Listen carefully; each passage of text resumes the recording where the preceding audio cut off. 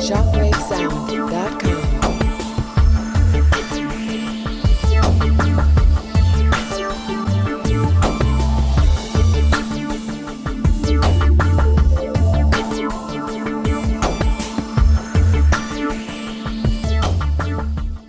Olá! Agora no nosso curso de Técnico em Vendas nós vamos abordar a disciplina Economia e Negócios.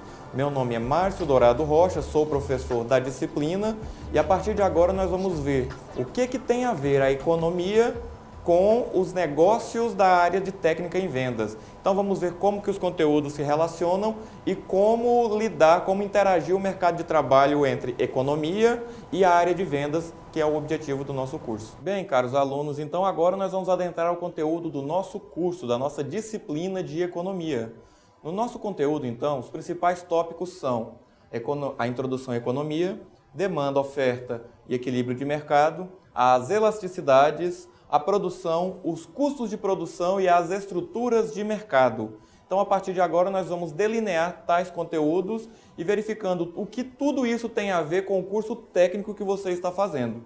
Bem, na introdução à economia, nós vamos estudar principalmente alguns problemas econômicos, a economia como uma ciência social, os problemas econômicos fundamentais, análise positiva, análise normativa da economia, como o estudo econômico é dividido e a fronteira de possibilidades de produção. É um conteúdo que aparentemente parece ser muito denso, mas que aos poucos nós vamos desmistificando aquele economês tradicional dos telejornais, aquilo que se vê todo dia e a gente se pergunta, nossa, mas por que no Jornal Nacional, por que no jornal do SBT, onde quer que seja, querem colocar a economia na minha cabeça o tempo inteiro? Então, a partir de agora, nós vamos ver que tudo isso tem muito a ver com o nosso mercado de trabalho, com o nosso ramo, digamos assim, do dia a dia, com o nosso cotidiano. O que tem a ver a economia com o nosso cotidiano? Primeira pergunta que vem à cabeça, o que é inflação? Bem, vocês já devem ter escutado falar, os mais jovens não devem lembrar muito bem do que é essa inflação. Então, só para recapitular, inflação é um processo em que os preços aumentam. Bem, mas o preço de tudo aumenta. Sim, então tudo tem inflação. O problema da inflação é quando esses preços aumentam em uma proporção maior do que uma proporção tolerável. Então, por isso que sempre a inflação tem que ser vigiada. Então, lá na nossa pergunta, por que a expansão da moeda do crédito pode gerar inflação? Pura e simplesmente pelo seguinte, se tem muita moeda e muito crédito, vai ter mais gente comprando. Se tem mais gente comprando o seu produto, qual vai ser a intenção do seu produto? Digamos que você venda lá caneta. Se tem mais gente comprando caneta, a intenção é que o preço da caneta suba, vocês concordam? A partir do momento que o preço da caneta sobe, isso é dado como inflação. Então, a expansão da moeda e do crédito, ela tende a gerar inflação. E nós vamos ver esses conceitos daqui a pouquinho, quando nós vamos tratar da questão da economia em si, curva de oferta e demanda. Uma outra pergunta que está lá no nosso material, por que o nordestino possui uma renda per capita muito inferior à do paulista? Um dos conceitos que nós trabalharemos nessa disciplina é o conceito de desenvolvimento econômico. Bem, hoje em dia a gente vê países como a China, alguns outros países aí, Vietnã, alguns países crescendo a taxa de 8, 10, 12% ao ano e se pergunta, poxa, por que o Brasil não cresce assim, a taxas chinesas? Por que o Brasil não é essa maravilha? Por que o Brasil não se desenvolve? Primeira coisa que eu falo para vocês, o Brasil ele é conhecido como um país desenvolvido? Não, né? Então, o conceito mais moderno para o desenvolvimento do Brasil, para não falar que é um país subdesenvolvido, é um país em desenvolvimento. Bem, o Brasil já cresceu a taxas consideradas hoje taxas chinesas. O Brasil cresceu a 11% ao ano. O crescimento do Brasil ficou conhecido na época como milagre econômico brasileiro. Mas voltando ao assunto, por que então que o Brasil, nessa época, não se tornou um país desenvolvido? Pura e simplesmente porque cresceu e pouca gente se apropriou desse crescimento, dessa riqueza. Então hoje nós vamos aprender a diferenciar o quê? O desenvolvimento econômico do crescimento econômico. Na época em que o Brasil cresceu, essas taxas hoje chamadas de taxas chinesas, chegaram para o ministro da Economia da época, o ministro da Fazenda, o nome dele é Antônio Delfim Neto, e perguntaram: poxa, ministro, mas o país está crescendo e o Brasil, mas o povo continua pobre, a população continua insatisfeita. Por quê? E ele falou uma frase célebre, clássica: primeiro o bolo tem que crescer para depois ser repartido. Então, meus alunos, minhas alunas, eu pergunto, vocês pegaram a migalha desse bolo? Então, a questão que está é o seguinte: desenvolvimento econômico é diferente de crescimento econômico. Crescer não é desenvolver. Daqui a pouquinho, então, nós vamos ver o porquê disso. Onde que mora o crescimento e onde que mora o desenvolvimento econômico. Mais uma pergunta que está lá no nosso material. Nós sempre tratamos da questão do dólar. Eu tenho quase certeza que você não recebe em dólar, recebe? Tenho quase certeza que você não pega dólares e vai lá no supermercado e fala: eu quero 20 dólares de pão. Então, por que uma desvalorização cambial pode conduzir a uma melhoria da balança comercial e a redução do salário real? O que tem a ver o seu salário com o preço do dólar, com o preço do euro, com o preço do peso argentino? Bem, pessoal, nós vamos estudar também na economia, e isso vai abrir portas para outras disciplinas que ainda virão nesse curso, sobre a importância da interação dos mercados. E essa importância da interação dos mercados é o que justifica todo dia nos telejornais estarem passando e pessoas tentando colocar preocupação na sua cabeça quanto à cotação do dólar, quanto à cotação da moeda estrangeira. Então nós vamos verificar que o preço do dólar pode interferir sim no seu emprego. Por quê? Pode ser mais interessante, de acordo com como estiver a moeda norte-americana, empregar um chinês lá na China do que empregar um brasileiro aqui. Empregar um alemão do que empregar um brasileiro aqui. Então, tudo isso tem a ver. Então, quando o câmbio se desvaloriza, quando o real passa a ser mais valorizado, a balança comercial melhora, certo? E o salário real tende a reduzir. Por quê? Porque quando isso ocorre, a nossa mão de obra ela fica mais barata perante as externas. Então, seria uma maneira de se valorizar mais o profissional nacional em detrimento ao profissional estrangeiro nessa questão do mercado globalizado. Um outro problema econômico que nós temos é por que a taxa de juros de mercado e o preço esperado de venda das mercadorias são dados importantes para as decisões de investimento das empresas. Bem, essa parte é extremamente interessante e está na moda atualmente, né? Está na moda a famosa taxa Selic. O que é a taxa Selic? Taxa Selic é algo conhecido como Sistema Especial Eletrônico de Liquidação e Custódia. Então, toda vez que vocês verificarem taxa Selic, muita gente se pergunta: o que é a taxa Selic? Agora, você que estudou economia aqui conosco já sabe. Então, Selic é o Sistema Especial ou Eletrônico de Liquidação e Custódia. Então,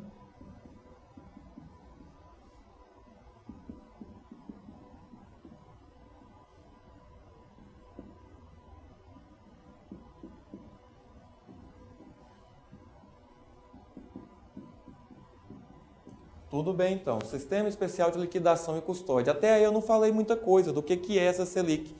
Então, é um sistema. E o que esse sistema tem de tão importante que todo dia me falam para me preocupar com a Selic? Todo dia me falam que a Selic é importante para mim, para a minha empresa, para o meu emprego, para o meu curso. Então, o que é importante disso? Bem, a pergunta que nos foi passada ela é estratégica. Essa pergunta aqui é estratégica por quê? Porque a taxa de juros ela é importante para se tomar decisões. Então, o primeiro critério de comparação é taxa Selic é uma taxa pela qual o governo remunera o dinheiro que ele pega emprestado. Então, ela é considerada o investimento mais seguro do mundo. Voltando aqui ao quadro, apagando aqui o conceito que vocês já anotaram, supomos, por exemplo, a taxa Selic ela está a 13,75% ao mês. Então, está aqui 13,7% ao mês. O que tem a ver, então, ela está a 13,7% ao mês? A partir do momento que eu tenho a taxa Selic dada a um percentual, todo investimento ele tem que ser superior à taxa Selic. Por quê? Se eu tenho lá 20 milhões de reais e vou investir em qualquer tipo de negócio, seja um negócio de seguro, seja um negócio de venda, seja um negócio imobiliário, o retorno esperado disso tem que ser acima de 13,7% ao ano. Então, quando se mantém a taxa de juros alta, você faz o quê? O que o governo faz quando toma esse tipo de atitude? Reduz a atividade econômica. Por quê? Porque o empresário, o investidor vai preferir especular em títulos do governo ao gerar empregos e correr riscos, porque o negócio, o empreendimento dele imobiliário, de seguro de vendas, pode não dar certo e a taxa que ele estava lá esperando de 12% ao mês ainda pode ser frustrada. Então é muito mais tranquilo eu, do conforto da minha poltrona, ligar para o gerente do banco e falar: sabe aqueles 20 milhões que eu ia investir no empreendimento? Aqueles 20 milhões então serão investidos em títulos do governo a taxa Selic de 13,7% ao ano. Então, retomando aqui no nosso slide, o preço, a taxa de juros de mercado e o preço esperado de venda das mercadorias são importantíssimos para a decisão de investimento, uma vez que a todos os investimentos devem ser remunerados a taxas maiores do que a chamada taxa mínima de atratividade, que é a taxa Selic. Então, para que investir, correr riscos, se a partir do momento em que eu investir e correr esse risco, eu posso não ter aquele retorno esperado relativamente baixo e poderia investir em títulos do governo e não ter nenhum risco? Voltando aqui ao quadro, esses títulos do governo são considerados os investimentos mais seguros que existem. O risco de moratória é considerado mínimo, de acordo com o risco país. Hoje nós temos o grau de investimento. Então, esses títulos do governo são considerados os menos arriscados que existem. Só que tem alguns pequenos detalhes aí também. Por exemplo, qual a taxa equivalente à taxa Selic dos títulos americanos? Os títulos americanos são os mais comercializados no mundo. É de 1% ao ano. Então, pessoal, mostra também que, assim como as empresas, para se investir em empresas, nós temos que ter um nível de confiança nas empresas. Quanto mais confiável o país, também mais barato é a captação de recursos de tais países. E como é que eu faço, então, daqui do conforto do meu lar, estou sobrando um dinheirinho. Como é que eu faço, então, para investir sendo remunerada a taxa Selic? Então, voltando aqui para o slide, como é que eu faço para tomar essa decisão de investimento? Bem, simplesmente, então, você procure o seu gerente de banco, procure na internet algo chamado Tesouro Direto. A partir daí, você pode, do conforto do seu lar, a partir de pequenos valores, ser um investidor em títulos governamentais.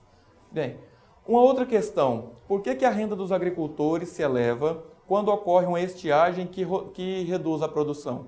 Bem, por que ocorre isso então, essa elevação da renda dos agricultores quando ocorre estiagem que reduz a produção? Nós vamos verificar aqui hoje a questão das curvas de oferta e demanda. Nas curvas de oferta e demanda, nós vamos ver que, na medida que um produto falta no mercado, a tendência do preço do produto é subir. Assim como, na medida que você tem uma superprodução, na medida que tem um produto sobrando no mercado, a tendência do preço do produto é baixar. Então, ocorre meio que na contramão. Se a renda dos agricultores, se a produção cai, tem uma quebra, digamos assim, a renda dos agricultores tende a se elevar. Detalhe, só daqueles que conseguiram produzir nessas condições adversas. Por que a alta do preço do cafezinho reduz a demanda do açúcar? No nosso material está bem claro também a questão dos bens. Nós temos diversas categorias de bens. Nós temos os bens normais, nós temos os bens substitutos, complementares, nós temos os bens de luxo, os bens de Giffen. Então, no nosso material vocês vão ver com detalhes tal assunto e nós vamos verificar que, no caso aqui do exemplo dado, o cafezinho e o açúcar, eles são bens complementares. Por isso que muitas vezes não aconteceu nada com o preço de determinado bem e a demanda dele cai. Por quê? Porque aquela demanda é amarrada na demanda de outro bem. Então, bens complementares, eles têm isso, eles têm curvas complementares de oferta e demanda.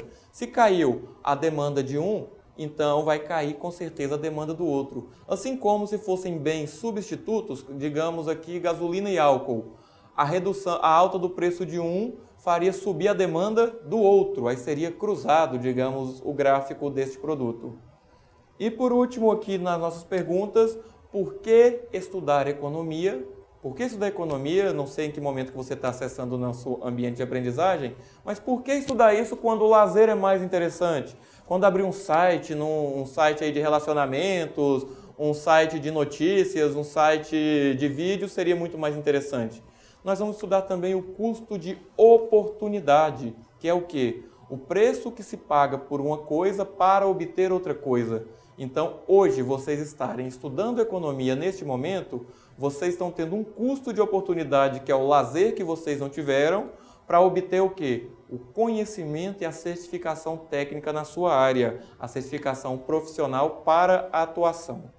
Então, a partir de agora, nós vamos adentrar no conteúdo específico do curso. Bem, então, iniciando a questão da introdução à economia. Se economia é uma ciência exata, porque só vê economia associada com números, só vê economia associada com cálculos, previsões e por aí vai. Não, economia não é uma ciência exata.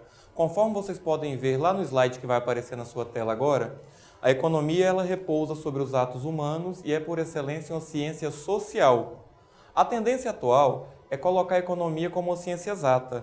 Então, de volta aqui comigo, é interessante essa questão, porque sempre que os economistas tentam acertar muita coisa, eles erram. Por quê? Porque o ser humano é imprevisível. Enquanto ciência social, a economia ela repousa sobre os atos humanos. Então é meio complicado de se entender, de se precisar as relações, a interação do homem, certo? Nas atividades econômicas, como que eles vão se interagir, como que serão as vontades do ser humano para serem atingidas. Então, voltando aqui no nosso slide, a economia então ela é uma ciência social. Ela é uma ciência social que repousa sobre essas atividades humanas. Bem, complementando então a economia, ela é uma junção de duas palavras gregas, que são as palavras oikos e nomos. Quer dizer o quê? Aquele que administra o lar. Esse lar aqui dado na economia, ele pode ser o quê? Ele pode ser uma casa, ele pode ser um país, pode ser uma empresa, certo? Mas isso quer dizer que estuda a produção, a circulação e o consumo dos bens e serviços utilizados para satisfazer as necessidades humanas. Então, olha só as necessidades humanas aqui aparecendo. Necessidades humanas, então, é o objetivo central de estudo da economia. Só que por que a gente tem que estudar como satisfazer as necessidades humanas? Por que nós temos que correr atrás disso? Bem, pura e simplesmente porque nada no mundo é infinito. Já se acreditou que o ar era infinito, já se acreditou que a água era infinita, já se acreditou que as terras eram infinitas. E provou-se que tudo é finito. Então, dada essa escassez de recursos, a economia também é a ciência que estuda a escassez. Então, a economia ela não é a ciência do dinheiro, ela não é a ciência da fartura. Ela é a ciência que estuda a escassez. A ciência que estuda o uso dos recursos escassos na produção de bens alternativos, a forma pela qual a sociedade vai administrar a utilização desses recursos escassos. Então, essa é a pura definição da economia. Então, resumindo, a economia é o quê? É uma ciência social que estuda como o indivíduo e a sociedade decidem utilizar os recursos produtivos escassos na produção de bens e serviços de modo a satisfazer diversas pessoas e grupos da sociedade, tentando o quê? Satisfazer as necessidades humanas. Então a economia, ela repousa, e agora eu gostaria que esse quadro ficasse bem na memória de vocês, que ela repousa então em cima de uma contradição. Qual é a contradição? As necessidades humanas, elas são ilimitadas ou infinitas. Olha para você mesmo. Você hoje conseguiu comprar um carro zero, o carro que você sempre sonhou. Depois de uma semana, esse carro já não já está te satisfazendo mais. Você quer o quê? Você quer um carro melhor, você quer um carro mais potente, você quer uma Mercedes, uma Ferrari. E por aí vai. O cara que está com a Ferrari, ele também não quer sua Ferrari, ele quer outra coisa também. Então, as necessidades humanas, elas são ilimitadas ou infinitas. E eu ouso dizer que, além de limitadas e infinitas, elas sempre se renovam. E a questão é, apesar disso, os recursos produtivos, eles são finitos e limitados. Então, diante disso, diante das necessidades ilimitadas ou infinitas e dos recursos produtivos finitos e limitados, eu tenho alguns problemas econômicos que eu tenho que lidar para tomar as decisões de como investir, de como alocar melhor esses recursos. Meus recursos produtivos são os recursos naturais, mão de obra, capital e insumo. Os recursos naturais são a terra, a matéria-prima e por aí vai. Então, diante disso, eu tenho alguns problemas econômicos. Então, quais são os principais problemas econômicos que nós temos? Os 3 problemas econômicos fundamentais, o primeiro já equivale a quase 2, mas é o que e quanto produzir. A sociedade deve produzir mais bens de consumo ou bens de capital? O que são bens de capital? Eu explico. Bens de capital são os bens utilizados para produzir outros bens. Então, os bens se dividem em bens de consumo e bens de capital. Bens de consumo são aqueles utilizados para satisfazer diretamente as necessidades humanas. Então, esses são bens de consumo. Bens de capital são bens que são utilizados para produzir outros bens. Máquinas, equipamentos, veículos de vez em quando, imóveis de produção. Então, esses são os bens de capital. Bens de consumo, então, são carros de passeio, né? Roupas, calçados, alimentos, são os bens de consumo. Como produzir? Como produzir é o segundo problema econômico fundamental, que é uma questão de eficiência produtiva. Quer dizer, a empresa, então, ela vai produzir mais com capital ou mão de obra intensiva? Capital, eu já expliquei lá para vocês o que seriam os bens de capital. Então, olha, por exemplo, a construção civil. Antigamente se produzia com muita mão de obra intensiva e pouco capital. Você ia numa obra, para você ver, por exemplo, um equipamento, uma betoneira, uma maquita, era raro vocês verem esse equipamento.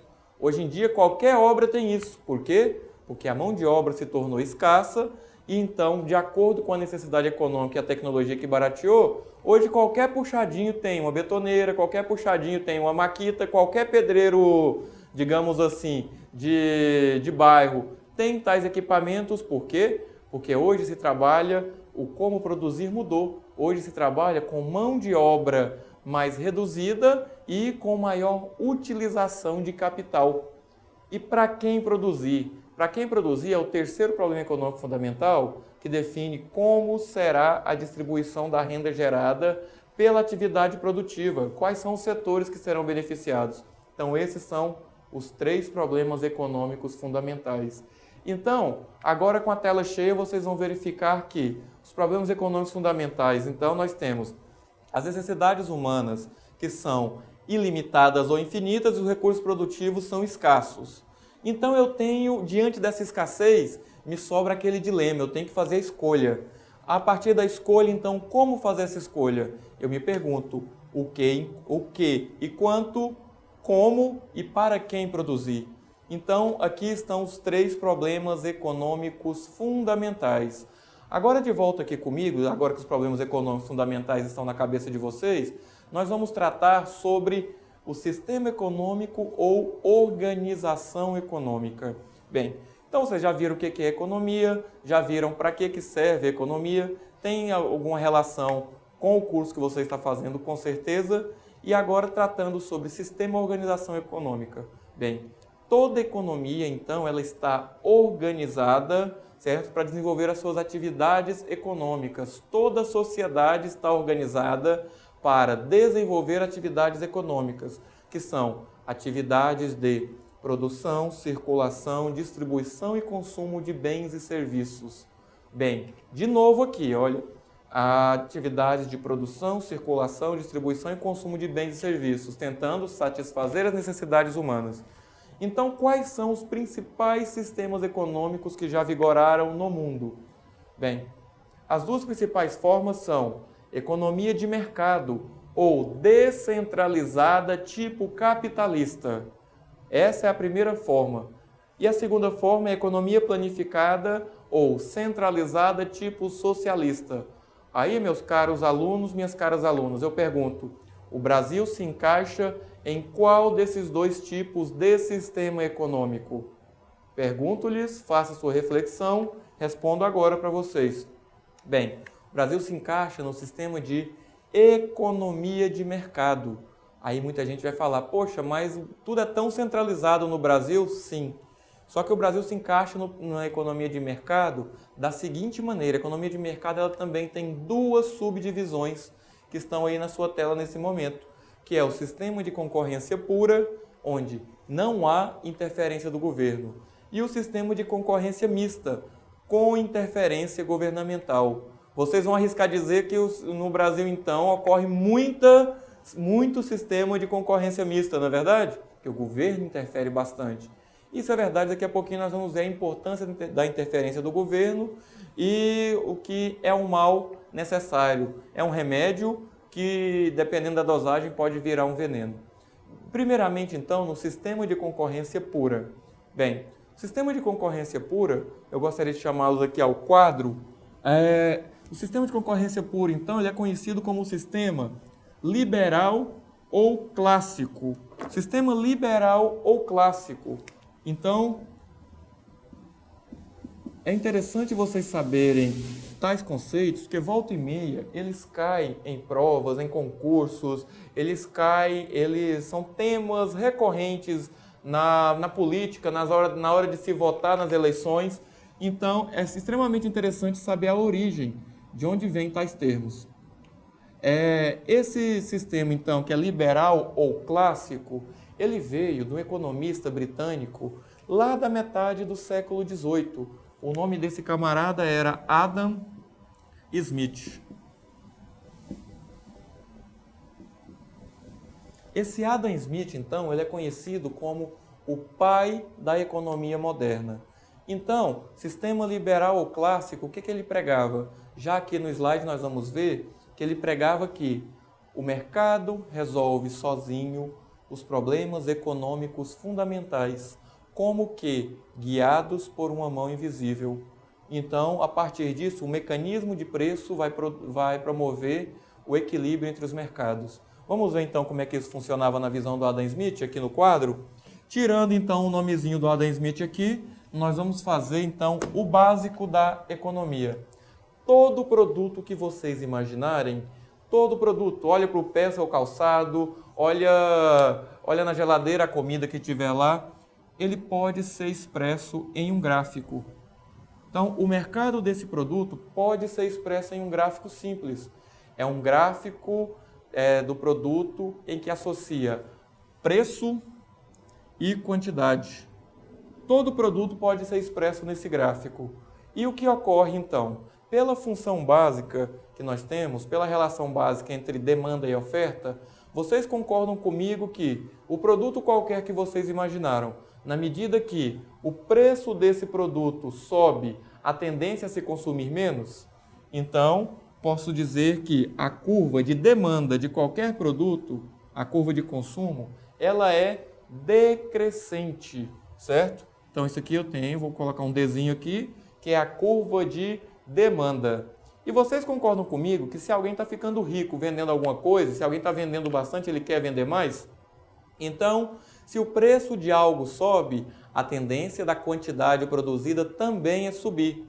Então, aqui nós temos a chamada curva de oferta. Então, essa aqui, vou colocar um Ozinho aqui, essa letra maravilhosa. Essa curva de oferta, então, se encontra com a curva de demanda. E no ponto em que a oferta se encontra com a demanda, eu tenho um preço, eu tenho uma quantidade. Então, quando eu tenho esse preço e essa quantidade no encontro da oferta com a demanda, eu tenho o chamado equilíbrio. Vou chamar ele aqui de PE, ponto de equilíbrio. Então, o ponto de equilíbrio nada mais é do que o encontro da oferta com a demanda. Então, esse é o ponto de equilíbrio que o Adam Smith falava lá na economia clássica, na economia liberal. Bem, retomando então pelo ponto de equilíbrio, voltando aqui no nosso slide, a mão invisível, então, regula como que se relaciona a oferta e a demanda. Não há interferência do governo. A própria mão invisível, então, regula o mercado. A própria mão invisível vai tratar de regular a economia. Bem, nesse exemplo aqui, por exemplo, no sistema de concorrência pura, se tem um excesso de oferta, o que ocorre? A partir do excesso de oferta, claramente uma escassez de demanda, então tem muito produto no mercado. Simplesmente formam-se estoques desse produto e a tendência é o quê? Que os preços caiam até chegar num novo equilíbrio. Então, retomando aqui no meu quadro, esse nosso produto aqui, se houve um excesso de oferta, o que acontece então? O preço tende a cair. A partir do momento que o preço, olha só, aqui então eu tenho oferta 1, digamos que eu vou ter aqui oferta 2. A partir do momento aqui eu tenho a tendência de ter um preço menor, certo? Por quê? Porque por causa do estoque. E a partir disso, a redução de preços vai gerar um novo equilíbrio. Por quê? Porque vai existir concorrência entre os vendedores para atender aos escassos consumidores. Do mesmo modo, se tiver um excesso de demanda ou uma escassez de oferta, a tendência do preço é subir. Se tem 10 pessoas querendo comprar 8 produtos, a tendência é o quê? No fim das contas, virar um leilão. Então, a tendência é esse preço subir até um novo equilíbrio, certo? Então, a economia clássica, a economia liberal, na teoria ela é linda, ela é muito bem arrumada, porque a mão invisível, o sistema de preços consegue regular o mercado. Mas nós vamos ver que isso não é bem assim, porque na prática, nesse intervalo aqui, muita gente faliu, muito empresário declarou a bancarrota, suicídio e por aí vai. Então, a partir desses conceitos do Adam Smith, nós tivemos alguns outros fatores que impelem o governo a lidar com isso também, que nós vamos ver a partir de agora. Então, pessoal, lá no sistema de concorrência pura, como é que funciona, então, os problemas econômicos fundamentais? O que e quanto produzir? São problemas decididos pelos consumidores, certo? Soberania do consumidor no que produzir. O quanto produzir? O encontro lá que nós vimos no quadro há pouco da oferta com a demanda, certo? O como produzir? É uma questão de eficiência produtiva. E seria decidido no âmbito das empresas. As empresas que vão decidir se vai produzir com mais mão de obra, se vai produzir com mais máquinas e equipamentos e por aí vai. E para quem produzir? É decidido no mercado dos fatores de produção, demanda e oferta dos fatores de produção, certo? Na questão distributiva. Só que aí tivemos problemas com isso. O mundo funcionou nesse tipo de sistema econômico até o início do século XX. A partir daí, nós tivemos alguns problemas. Entre 1914 e 1918, tivemos a Primeira Guerra Mundial. Até aí tudo bem, Primeira Guerra Mundial, não que seja bem ter uma guerra, mas a Primeira Guerra Mundial foi quase o paraíso para uma determinada economia capitalista, considerado a economia mais capitalista do mundo até hoje, que é a economia norte-americana. Bem, Primeira Guerra, então, os Estados Unidos foram lá, forneceram armas, alimentos, tudo para subsidiar essa guerra, certo? Com isso apropriou muita riqueza, a produção foi lá em cima. Em 1918 a guerra terminou. Os Estados Unidos acabaram entrando no fim da guerra ao lado dos aliados, a partir do afundamento do navio Lusitânia, mas isso não entra muito no nosso assunto. A partir do momento em que os Estados Unidos terminaram a guerra, a economia americana ainda continuou em alta, continuou, vamos dizer assim, bombando. Por quê? Porque era hora de reconstruir a Europa. Então, as empresas americanas continuaram lá em cima e lá praticamente não havia muita coisa que era do governo. A maioria das coisas ali eram privadas, era pedágio nas estradas, pontes e por aí vai. Então, no final do século XX, a Europa já estava praticamente reconstruída. Então, a Europa começou a andar com as próprias pernas, a demanda nos Estados Unidos dos produtos americanos baixaram bastante. Consequência, todos devem lembrar de um episódio, claro que nenhum de vocês estava lá, mas deve ter lembrado de estudar o episódio chamado Crise de 1929. A partir da crise de 1929, eu gostaria que vocês copiassem o nome desse camarada aqui, pesquisassem, joga lá no seu buscador, não vamos fazer propaganda para o Google não, né? Jogue lá no seu buscador sobre esse camarada aqui, que foi quem ajudou a resolver a crise de 1929. O camarada se chamava Keynes. Então, o Keynes, John Maynard Keynes, que não era americano, ele foi chamado pelo presidente, o Roosevelt, na época, para ajudar a resolver os problemas.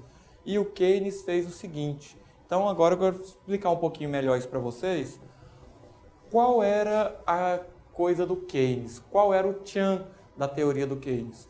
O Keynes colocava que o governo ele não pode ser um simples espectador do mercado, porque o mercado, quando o mercado age para regular a economia, ele tende a se destruir, porque o mercado ele quer lucro. Então, a partir do momento que a teoria do Keynes entrou, o Keynes colocou o seguinte: nós vamos, a partir de agora, utilizar o governo como o motor da economia. A partir de agora, então, nós temos o governo como o Estado empreendedor. Nós temos o Estado empreendedor que vai gerar demanda de produtos, essa demanda de produtos vai gerar emprego, esse emprego gera mais impostos, que gera mais dinheiro para o governo. Então, o Keynes colocou que haveria um multiplicador. Esse multiplicador da economia era conhecido como multiplicador keynesiano. A partir disso, então, nos Estados Unidos, eles fizeram um plano chamado New Deal. Se vocês vão pesquisar o Keynes, vocês vão ver isso. New Deal quer dizer novo acordo. Então, diversas pequenas obras nos Estados Unidos, médias, grandes obras, mas especialmente pequenas obras localizadas para quê? Para gerar emprego, gerar renda e gerar multiplicadores dentro da economia. Então, a teoria do Keynes era: o governo deve interferir na economia. A partir daí surgiu o sistema, então, capitalista misto, com interferência do governo. Então, voltando lá no nosso slide, o que e o quanto produzir, então, são questões que no sistema de concorrência pura são decididos pelo consumidor, pela oferta e a demanda, certo? Só que no sistema de concorrência mista, isso muda um pouquinho. O Keynes colocava lá toda aquela teoria dele, colocava que o governo deveria agir. Então, quando o governo age, ele usa dos seus tentáculos, digamos assim, para lidar com cada um daqueles problemas econômicos. Quando o governo, no que produzir, que normalmente seria decidido pelos consumidores, o governo pode interferir. Por exemplo, o governo brasileiro, ele subsidia carros com motorização até 1.0, motos com motorização até 150 cilindradas. Então, esses produtos têm um IPI mais baixo. Então, isso é o governo mexendo no o que produzir. Quanto produzir, o governo também mexe, a partir do momento que existem cotas de subsídios, existem cotas do Minha Casa Minha Vida. Então, o governo mexe nisso também. Como produzir? Como produzir, que geralmente seria a empresa quem decide como produzir, se vai ter mais mão de obra ou mais capital. Então, teoricamente, não tem como o governo mexer, não é verdade? Engano nosso, o governo mexe nisso também. Mexe a partir de quê? A partir de políticas salariais, a partir de políticas restritivas e a partir de políticas de trabalho. Por exemplo, as relações de trabalho no como produzir são decididas pelo governo, sim. Vocês veem aqueles filmes em que os caras pagam um dinheirinho lá no posto de gasolina, ele mesmo vai lá na bomba e completa o seu tanque? Bem, no Brasil isso não é possível. Por quê? Porque o governo mexeu no como produzir dos postos de gasolina. Mexeu no como produzir dos postos de gasolina quando uma rede de postos tentou trazer isso para o Brasil na década de 90 e foi proibido pelo Ministério do Trabalho. Então, isso tornou a produção da empresa mais ineficiente, porque ia desempregar mais de 100 mil frentistas no Brasil. O governo cumpriu seu papel, protegeu o emprego nacional. Foi bom ou foi ruim? Não sei, faça a sua crítica. Pode ser que sua gasolina hoje estaria mais barata se não tivesse o frentista lá. Mas pode ser também que aquele frentista que não ficou desempregado naquela época é quem hoje está consumindo do seu produto, é quem hoje está... É o seu vizinho que não te perturba, que o filho não virou trombadinha porque tinha um emprego. Então, tudo tem que se colocar nessa balança. Pode ser também que o posto que teria o frentista automático lá não repassasse coisa nenhuma isso para o preço do produto e você continuasse pagando caro na gasolina do mesmo jeito também. Então, assim, a atuação do governo é algo que vem, é como se fosse um tempero. É bom? É, até certo ponto. Então, o tempero vai do gosto do cozinheiro e de quem está consumindo. Então, faça a sua crítica em cima, por exemplo, desse caso aí da bomba de gasolina. E por último, para quem produzir, que é decidido no mercado estatal de produção, onde o governo mexe também. Ele mexe no para quem produzir quando ele coloca, por exemplo, no mercado imobiliário lá para o Minha Casa Minha Dívida, ou Minha Vida, né? Quando ele coloca lá no Minha Casa Minha Dívida que quem ganha até 3 salários mínimos terá um subsídio de X, até 5 salários mínimos terá um subsídio de Y. Então isso você mexe no quê? No para quem produzir. A produção passa a ter focos específicos, de acordo com incentivos governamentais. Voltando aqui comigo então, olha só, os nossos teóricos aqui no quadro, liberal e clássico, que eram os teóricos do Adam Smith, certo? Não era só Adam Smith que estava aí não, tinha uns doidões lá, tinha um cara chamado Thomas Malthus, esse era mais louco que o resto. Tinha o François Quesnay, tinha o John Stuart Mill, David Ricardo e por aí foi. Então eu falo que o Malthus era mais louco por quê? Porque ele falava que era interessante ter guerra, ter fome, porque pobre deveria morrer, porque o mundo não conseguiria produzir alimentos suficientes para todo mundo. Então, começou lá com a economia liberal ou clássica, depois passou para o Keynes, interferir na economia. Bem, os governos começaram a interferir muito na economia. Então, o sistema de concorrência pura deixou um pouco de existir e os governos passaram a interferir muito na economia. Então, pessoal, o sistema de concorrência pura, ele lida com essas situações e que não existe sistema de concorrência pura hoje no mundo. Em todo canto, o governo interfere. Só que, a partir do momento em que o governo interfere, existem algumas nuances aí, alguns detalhes que são extremamente interessantes de se observar, que é o quê? A medida da interferência do governo. Conforme eu citei para vocês há pouco, que a interferência governamental é como um tempero. Isso vai do gosto de quem está consumindo. E como é que você aplica o seu gosto, então? Na urna, de 2 em 2 anos, de 4 em 4 anos, seja como for. A partir disso que você vai escolher entre um governo que interfere mais e um governo que interfere muito. De volta aqui no quadro comigo, então nós temos o liberal ou clássico, certo? Que pregava a interferência zero. E nós temos o Keynes, que a teoria dele ficou conhecida como teoria keynesiana, que pregava a interferência do governo como motor da economia. Chegou um ponto em que falaram que o governo estava interferindo muito na economia. Então, alguns teóricos, chamada Escola de Chicago, falou o quê? O governo deve interferir menos na economia. Então, de volta aqui comigo no quadro, então isso foi conhecido como modelo neoliberal ou neoclássico. Então, este modelo aqui, neoliberal ou neoclássico, é o que? Ele é pós-keynesiano, certo? Em que se coloca que um novo liberalismo econômico. Agora eu pergunto para vocês, isso é parecido com críticas de alguns partidos políticos? Isso é parecido com algo que aconteceu no Brasil recentemente? Sim.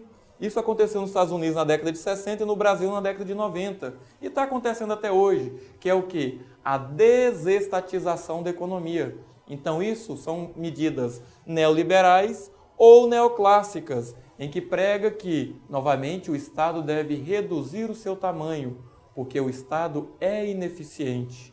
Então, de volta aqui comigo no nosso slide, nós temos todo o resumo do sistema de concorrência pura, em que nós temos o mercado de bens e serviços e o mercado de fatores de produção.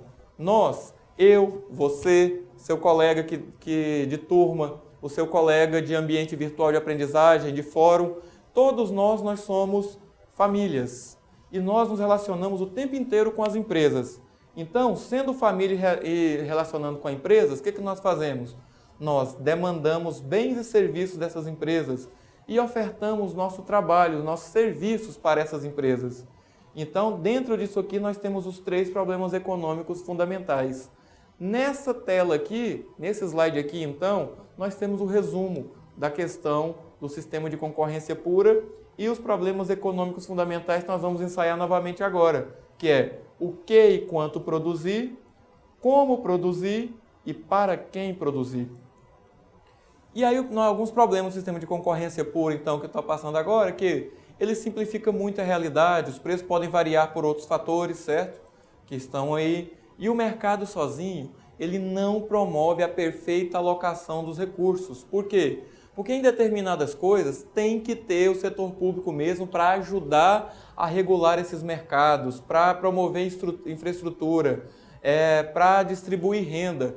Então, isso justifica a atuação do governo em certo ponto, certo? Então, essas críticas justificam isso na intenção de complementar a iniciativa privada e regular alguns mercados.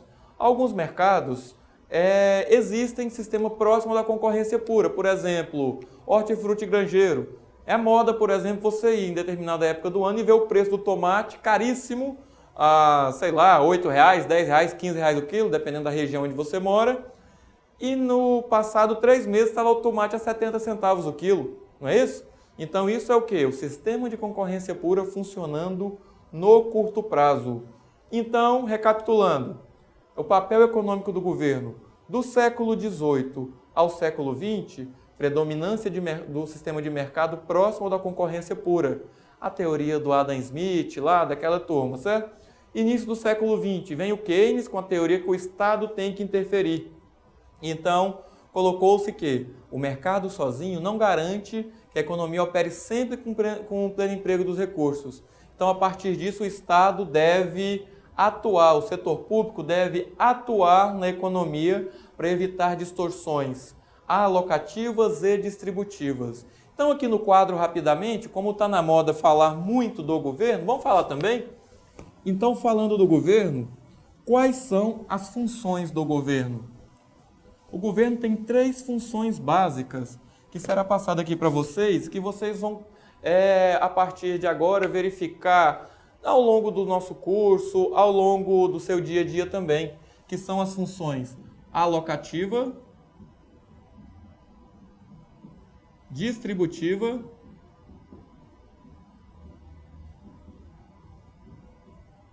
e estabilizadora.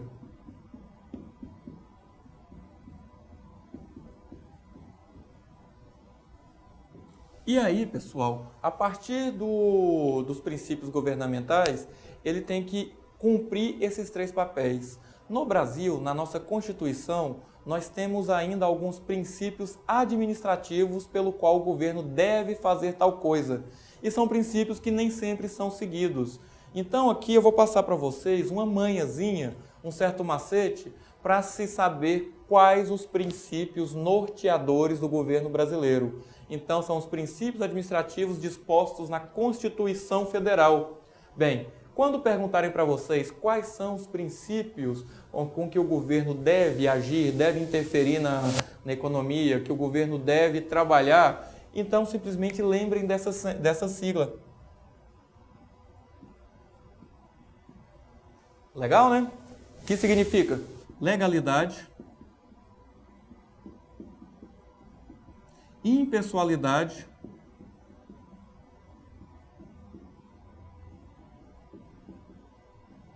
princípio da moralidade, publicidade,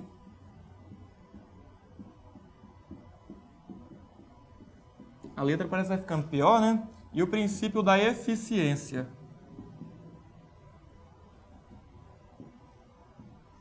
Por que eu coloquei isso aqui para vocês? Então, deixa eu destacar aqui que são os princípios administrativos norteadores do governo, que é a partir desses princípios que o governo faz a interferência na economia. Quando há problemas, como o que nós vimos aí nos últimos tempos no nosso país, problemas de corrupção, O que ocorre? O governo, então, não cumpriu o princípio da legalidade, em que tudo deve haver lei que preveja, certo? Então, depois de agir somente sobre o que está sob a lei, do princípio da legalidade, nós temos o princípio da impessoalidade. Quer dizer o quê? Que não deve haver pessoalidade, relações pessoais nos atos, nos negócios do governo. Então, o governo deve ser impessoal, isso nem sempre é observado. Então, aqui também moram problemas de corrupção. O outro princípio é o princípio da moralidade. As atitudes do governo, as decisões do governo não devem ter questionamentos morais. Eles devem ter legitimidade moral de lidar, digamos assim, com moral acima de todos os outros negócios. O princípio da publicidade, porque para ter moralidade e ser impessoal, isso deve ser público, deve ser revelado às claras. E esse princípio, então, deve ser observado também nas atitudes, nos negócios do governo. E por último, esse aqui veio com a emenda constitucional em 98, eu não sou professor de direito, mas é muito importante, tanto eu, economista, quanto vocês, técnicos na área de gestão, saberem isso, é o princípio da eficiência. Não basta você agir dentro da lei com impessoalidade, com moralidade publicando. Tem que agir da melhor maneira para alocar bem os gastos públicos. Então, tem que ter eficiência. De volta aqui no nosso slide, então, o governo, ele interfere na economia como? Atuando sobre a formação de preços via impostos, via subsídios. Então, quando o governo quer estimular um setor, ele abaixa os impostos daquele setor. Quando o governo quer desestimular um setor, simples, vamos subir o imposto dele. Por exemplo, pesquisem aí, aproveita que vocês estão no seu ambiente virtual aí, abre uma abazinha, vamos pesquisar no buscador. Imposto sobre cigarro. Vocês vão ver que o cigarro tem um imposto aí de mais de 300%, eu acho que é bem mais que isso. Pesquisa aí que vocês vão ver. Por quê? Porque o governo ele quer atuar sobre a formação desses preços. Atuando sobre a formação dos preços, o governo vai desincentivar ou incentivar o consumo. Por que desincentivar o consumo do cigarro? Simplesmente para não sobrecarregar o SUS. E assim, com o tanto de imposto que tem no cigarro, eu ainda acho barato. Nada contra quem fuma não, mas a questão do custo e do benefício. Retomando, o governo também ele complementa a iniciativa privada, via oferecendo infraestrutura e por aí vai. Fornecendo serviços públicos também, que não são vendidos no mercado, e também comprando do setor privado. Tudo isso dentro, voltando aqui no quadro, dos princípios do LIMPE: legalidade, impessoalidade, moralidade, publicidade e eficiência. Então, meus caros alunos, após verificar sobre essa questão dos sistemas de mercado, nós não vamos nem abordar muito outros assuntos sobre outros tipos de sistema, porque os outros sistemas estão em desuso. Quem quiser se aprofundar um pouquinho pode pesquisar sobre como foi o socialismo, que foi o outro principal sistema que existiu. Vamos entrar agora na questão da divisão do estudo da economia.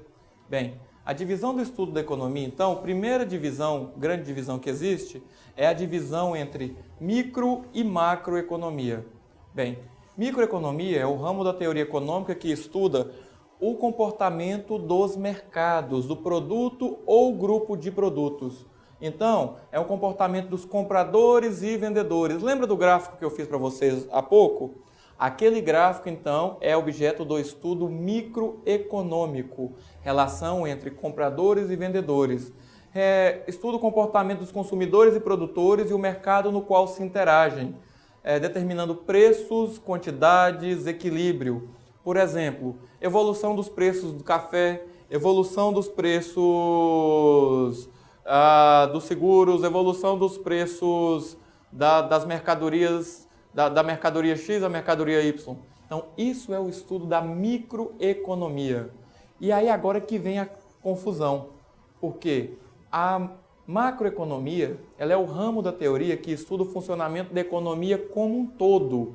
Quer dizer o quê? Estuda os grandes agregados econômicos, que são produto interno bruto, emprego, inflação, riqueza. Então, isso é um estudo da macroeconomia, certo? Volume de produção, nível de preço e por aí vai. E aí, onde é que mora a confusão disso? Simplesmente que Os alunos tendem a colocar micro e macroeconomia com a noção geográfica e não tem nada a ver com a noção geográfica. Microeconomia são mercados, são produtos. Macroeconomia são agregados, são variáveis agregadas. Inflação, PIB, por aí vai. Então, olha só, mercado mundial de soja. Geralmente em sala de aula a gente fala isso, todo mundo fala, é macroeconomia porque ele é mundial. Não, é um mercado, é uma relação entre produtores e vendedores. Sendo relação entre produtores e vendedores, é um ramo de estudo da microeconomia, certo? Taxa de desemprego na cidade de Catolé do Rocha, na Paraíba. É uma cidadezinha desse tamanhozinho. É um estudo macroeconômico, porque é um agregado, envolve mais de uma variável. Então, para ficar claro para vocês, microeconomia, então, mercado, certo? Não importa a região geográfica que abrange. Pode ser o mercado de tomate do seu bairro ou pode ser o mercado mundial de tomate. É um estudo microeconômico. Pode ser o mercado mundial de petróleo, que envolve a macroeconomia o tempo inteiro, porém é um estudo microeconômico.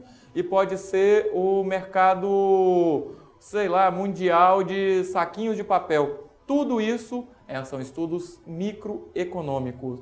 Macroeconômico, então, pode ser o desemprego do seu bairro, pode ser o desemprego da sua rua, que é um estudo macroeconômico, porque envolve mais de uma variável.